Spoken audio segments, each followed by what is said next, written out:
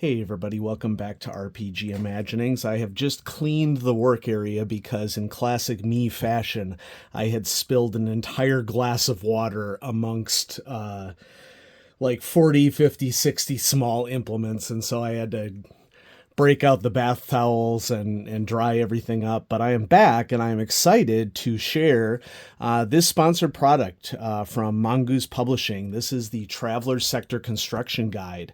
And what I'm going to do with the Sector Construction Guide is I'm actually going to build a sector of my creation and showcase it off on the channel in a multi-part video series.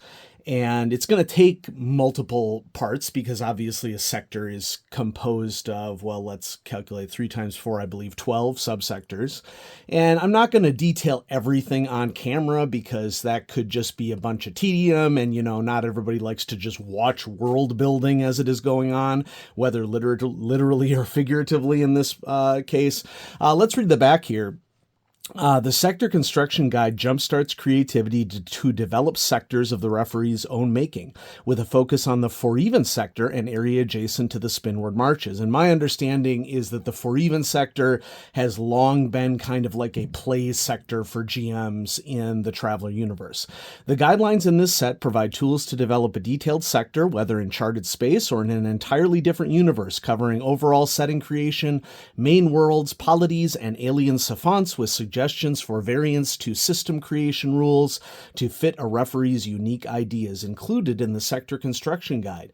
The Sector Construction Guide, a book that takes you through the process of creating a sector from scratch, a 2-sided poster map with both for-even sector and a blank sector for the referee to start from scratch, forms and charts booklet, and a pad of blank world maps. Okay, so let's go ahead and bust this open. Thank you so much to Matthew at Mongoose for sending this to me. I'm excited to showcase some creativity here on the channel. I always want to try to mix some things up, and I'm not just about showcasing products here. I also want to actually show off my process as a GM, what I do to build things, and my Traveler campaign has been rolling for the last few months.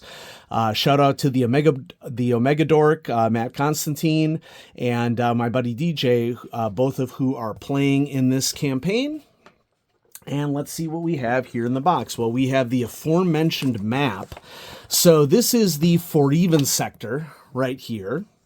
Okay, what I'm imagining here is that I'm imagining that I am going to build a sector that is not even yet connected to charter space. I'm going to build a sector out here, let's see, I always get my directions mixed up on this. I have the guide here.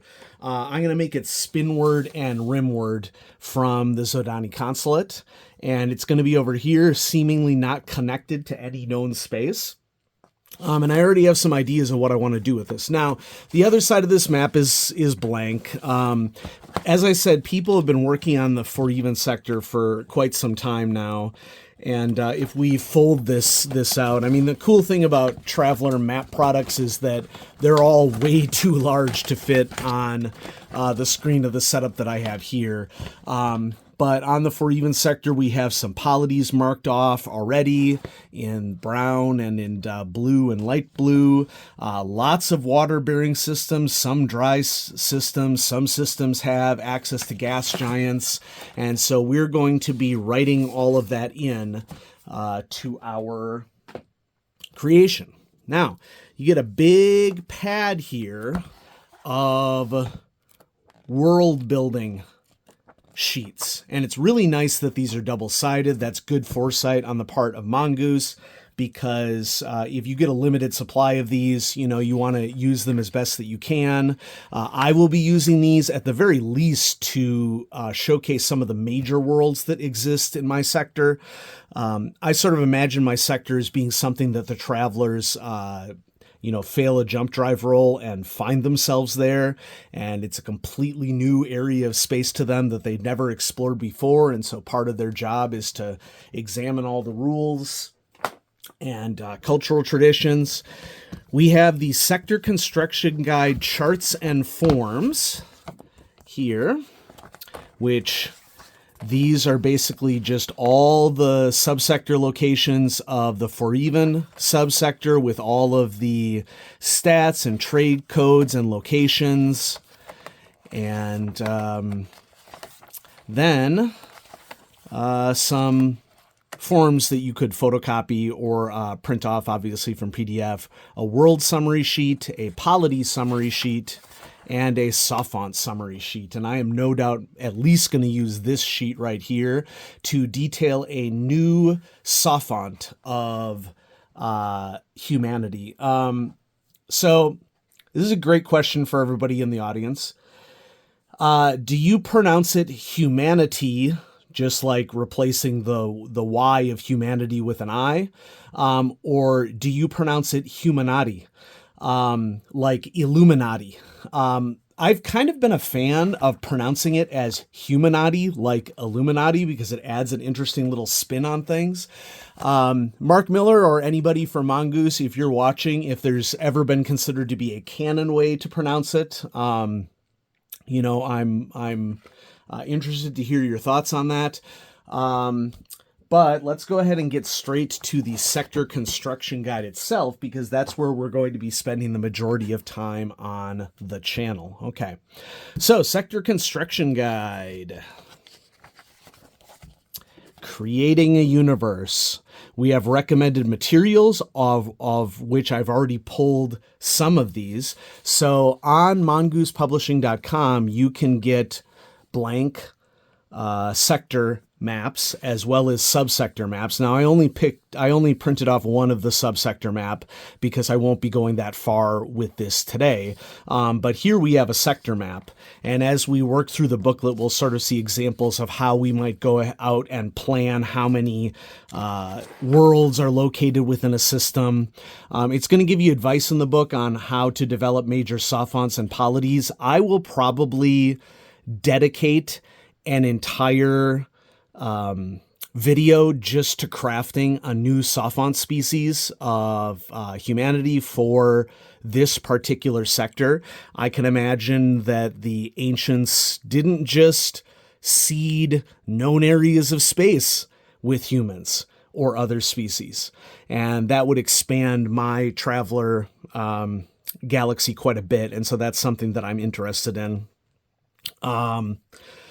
Information on building a timeline and how it was done with For Even sector, themes, background, and then here's the full sector divisions here. It's 16, not 12. My bad. It's 4x4. Should have known that.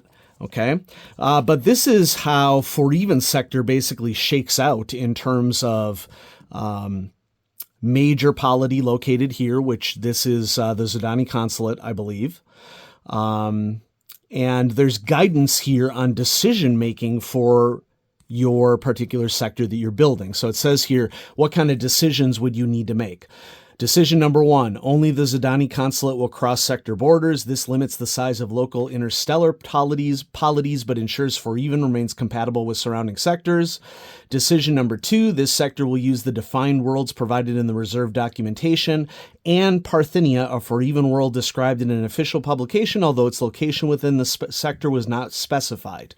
The For Even reserve documentation lists the following defined system names and details. So some details about what was done there. Decision number 3, the Avalar consulate will be defined as a small interstellar polity, mostly with the N and O subsectors, allied with the Zodani consulate. Okay. The nature and exact size of the Avalar consulate is to be determined. The first decision limits the Avalar consulate's borders to within For Even. While not required to be so, the name of the government implies some association with the Zodani consulate, etc., etc. Decision number 4, settlement beyond the initial Zodani foray into 3 subsectors, A, B, and C, which will be considered. Mature Zodani settle areas will be driven by imperial expansion and Zodani reaction after the First and Second Frontier Wars. Okay. More information on how to deal with major soft fonts and polities, anomalies, which an anomaly is going to be a major feature within my subsector that I've created. And then we get to system creation. There are at least two approaches to creating a sector. One method is to pre-populate it with systems containing native savants, capital worlds, and their polities, and building random systems around these cores. Another is to create all the star systems of a sector and then pick which systems are home to savants or polities. Other approaches, including purposeful assignment of system characteristics, are possible, but this guide will use an approach closest to the random creation method presented in the Traveler Core rulebook. The sector will be randomly generated, and savants, major worlds, and polities will be determined after the fact. The entire sector does not need to be developed all at once. I'm not going to develop mine all at once. A sector is a grid of hexagonal parsecs, 40 high and 32 wide, a two-dimensional grid representing a section of a galaxy's spiral arm. As written, about half of these parsec-wide hexes are occupied by a significant star system with a main world and placed on the map. For universes operating under different assumptions, such as 2300 AD, a three-dimensional mapping system can take the place of a sector, but that is beyond the scope of this guide. Some advice on how to create main worlds. Main world is the body within a system that corresponds to the codes presented on the sector map. It is the most important world within a system, but the definition of world includes more than just planets. A size 0 world is usually considered to be an asteroid belt, but it could be a lone dwarf planet, an artificial station, a string of habitats, or a ring around a planetary body. Nice. And so here's an example of how you might map out the different sectors within an area and how you would fill that out with various systems. Okay, so if we look into the text, because this is something that I have not seen. Okay, by default, a world in its attendance system is present in a sector hex on a D roll, 1D roll of 4, 5, or 6. On average, this results in 640 systems occupying the 1280 hexes of a sector. While this provides many opportunities for Jump 1 vessels, it does create dense maps. In charted space, no sector contains more than 601 systems, and most contain significantly fewer. That should be fewer, not less, because fewer is for whole numbers. The Spinward Marches has 439 systems, or about 1/3 of the hexes occupied. Some sectors within rifts contain barely 100 systems.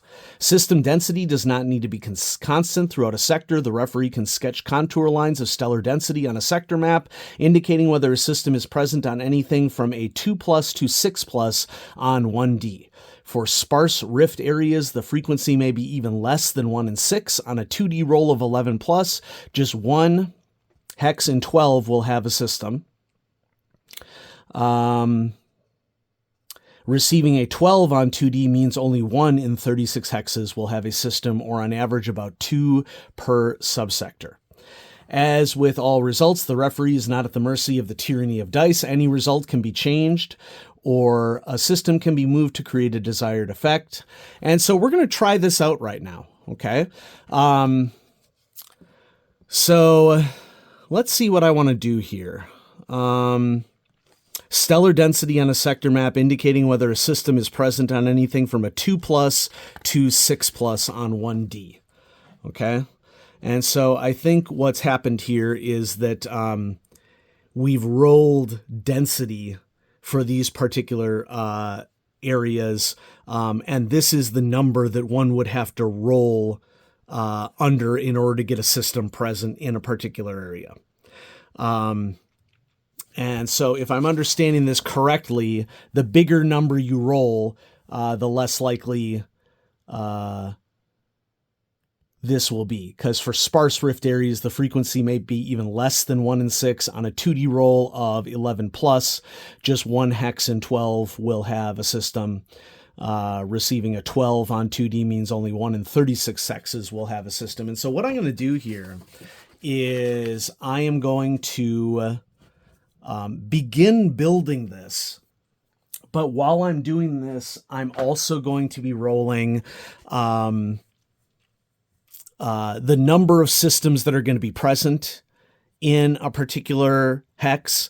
And so if there are 36 total hexes within an area, I'm shooting for sparse here. And so what I think I'm going to do here is I'm going to roll 2d6 to determine the number of total star systems within a particular subsector. And then I'm also going to determine whether or not a world is a dry world or a world with water. Okay, and so I'm going to cobble together some dice here to make this happen. Okay, so I'm going to use this one. Let's just go ahead and write our rules down here. And I want to do this in pencil. So we're going to say that odd and even. Do I want to do that, or do I want to actually, I want to make this a greater chance. So here's what we're going to do. We're going to say that 1 to 4 is going to be a system with water, and 5 to 6 is going to be dry. Okay? And I'm going to go sector by sector here, and I'm going to roll 2d6, and then for each one, determine whether or not it's water or dry. And then we're also going to determine whether or not there are gas giants present.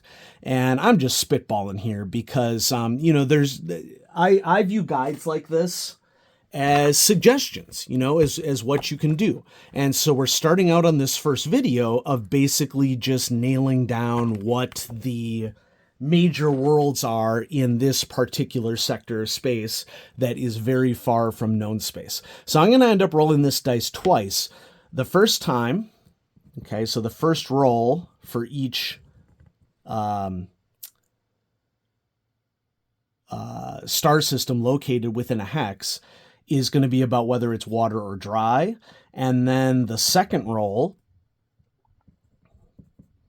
I'm going to determine whether or not there is a gas giant present. And let's take a look in the guide here, see if we can approximate that. Once again, I don't feel compelled to follow exactly what's in the book because I have my own idea of what I want to happen here.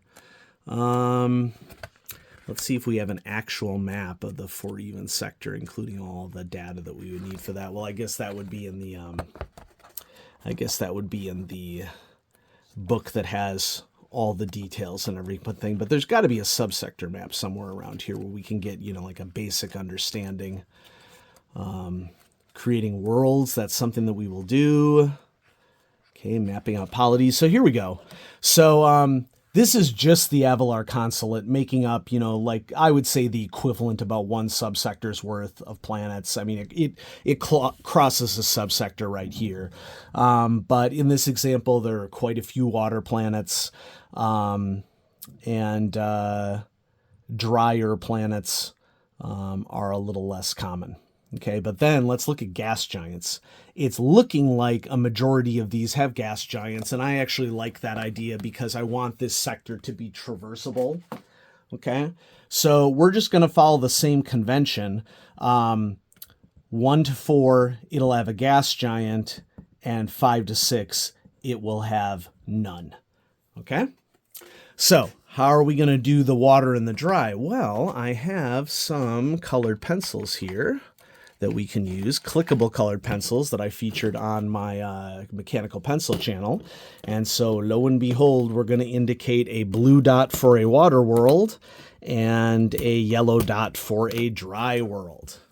Now, need 2d6. Here we go. I'm going to use my Haunted West dice for this. And on my Haunted West dice, we have 1, and then opposite of that is 6 for Darker Hue Studios. And then we have 5, and opposite of that is 2 for Haunted West. Okay, so I'm going to roll my Haunted West dice for this, and I'm just going to go sector by sector and sort of write the numbers down next to them so that we remember. Okay, so we are going to have 5 here. That's a 6. 11 worlds here. This is a 2 and a 6. 8 here. That is a 6 and a 1. 7 here. 6. And Haunted West is 2, so 6, 5, 5 and 3 is 8,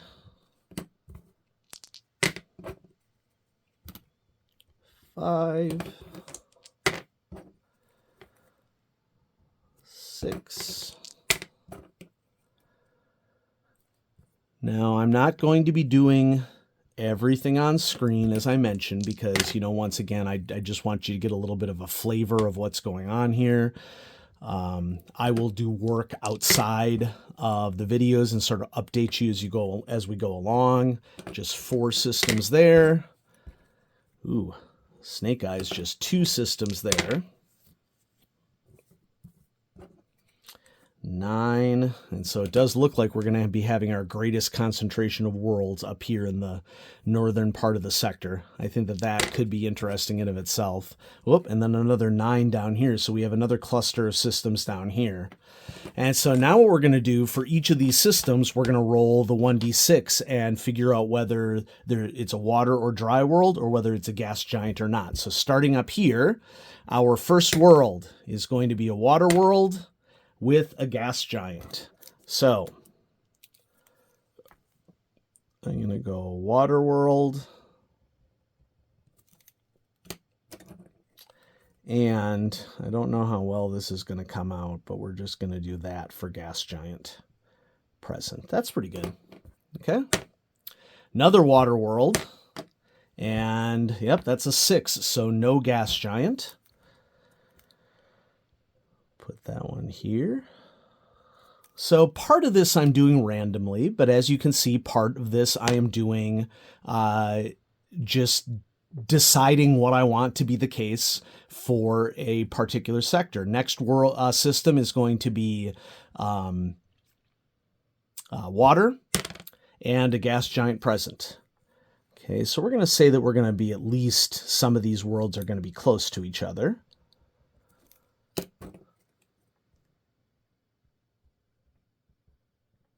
You know what? Let's see if I can snag my 0.3 millimeter pencil, because I think that'll work even better under these circumstances. Is this it? Yep, we're going to rock 0.3 millimeter. This is exactly what that is for. And I'm going to zoom in, I think, a little bit on this so we can see it a little bit better. Okay? So we have 3 out of our 5 worlds nailed down. We get water and a gas giant once again. Let's put this one right down here. Water. And, oops. And this is always going to be the question with 0.3, isn't it? Going to be whether or not I have adequate lead docked in it. Because as I mentioned before, I made a big mess with my setup area. I might just have to take this sucker apart. I should have, could have pre-planned with this, but so there's definitely lead in there. Okay. And let's see if we can just get this rocking.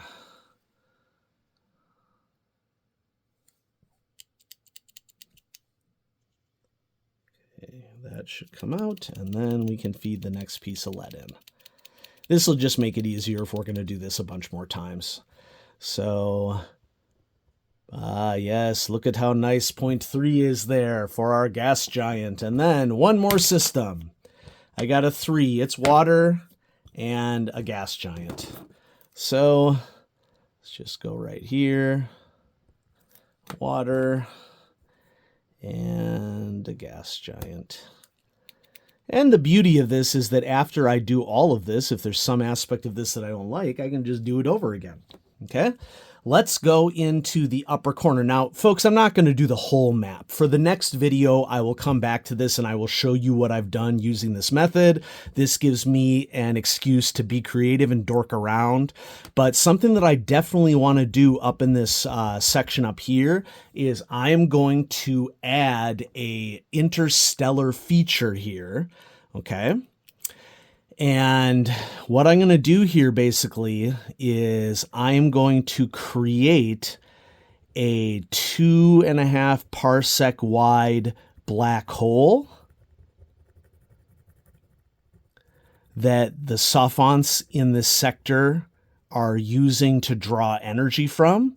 We can say, I'm going to probably say that they have access to some of Grandfather's technology, after he transported people around.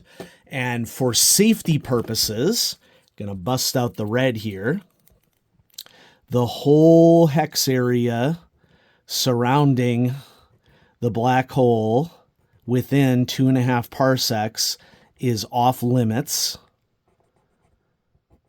Okay, to anything other than, like, let's say, oops, I went the wrong direction there. That's okay. To anything that isn't, energy harvesting purposes. Okay, so we have a fun black hole feature here, and I'll just go ahead and outline the rest of these to indicate that these are all restricted hexes around the black hole. And then this can serve as a potential entry point for travelers into this very far away subsector. Okay, so there's no point in doing this if we're not going to rock our creativity with it. Okay, and then we have 11 systems in this subsector, and we're going to fill those in right now. Okay, so once again, I'm going to get my 2 dice out. Now you might be wondering, but Michael, don't black holes suck everything in around them? So there are a lot of misconceptions about black holes and what they actually are. Remember that if you can detect light coming off of a black hole, it means that you have not yet entered the event horizon, which means that you are not going to enter the black hole. You are still at a great enough distance and a great enough orbital velocity where it's not going to harm you. We're orbiting a giant black hole right now, folks. That's what the center of a galaxy is a giant black hole. Of many smaller black holes that have likely merged together to create a ginormous gravity well that is significant enough for hundreds of millions of stars to orbit around it. And so having smaller black holes present in a region of space is not that weird. And in the Traveler universe, it would make total sense that a savant species would be able to live in a sector around a black hole and potentially use it as an energy source as well. So let's start generating some planets. First roll, water or dry. We have water and a gas giant present. Let's get one right near the restricted area. This will be maybe a candidate for the main world of the system. Okay, so I'm sort of looking like a bold savant species that has taken advantage of everything at their disposal. Another water world, and also a gas giant. Let's get some of these closer together. Water world, gas giant. Okay, next, water world, gas giant. Okay.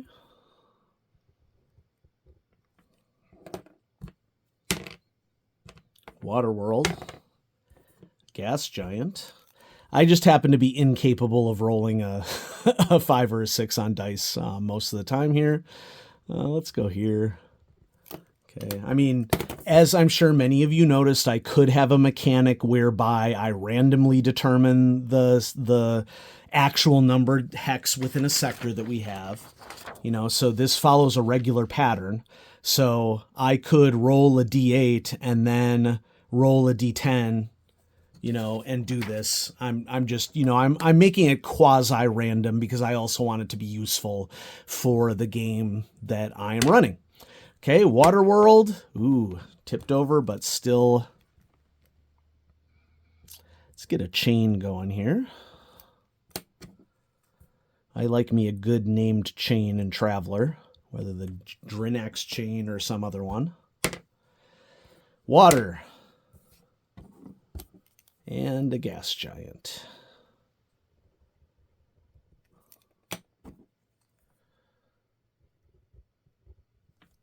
Okay. We got to start thinking about connections to other sectors too. Oh, a 6. So this is going to be a dry world without a gas giant. So that's pretty interesting. Let's throw that down here but I think it would be cool if this had like an orbital space station or something. That, you know, it may not be a habitable world, but that doesn't mean that we're not going to use it. So we're at 2, 4, 6, 7. Just 4 more. Water and a gas giant.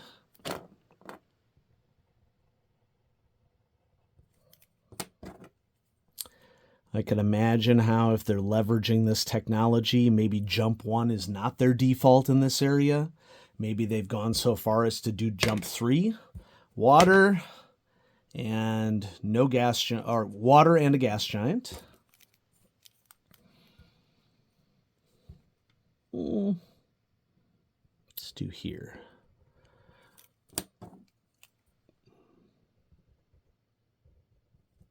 Okay. Water, gas giant.